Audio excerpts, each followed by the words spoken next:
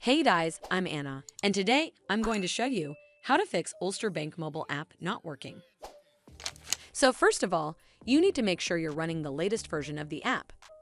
Open up App Store on your device, and then tap on this search icon in the bottom right corner. Then search for the app, and if you see this update button right next to the app name, simply tap on it to make sure you're running the latest version of the app. But if you still encounter this issue, then you need to clear App Cache.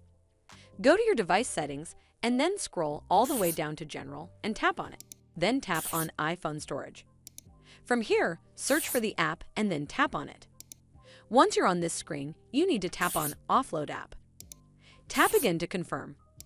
It'll take a bit for processing, and then a reinstall button will show up. Simply tap on it to reinstall the app.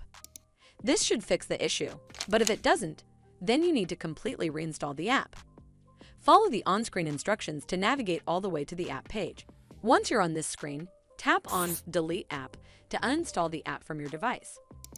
Once uninstalled, you need to open up App Store and then search for the app here. And then click on this Get button to install it back on your device.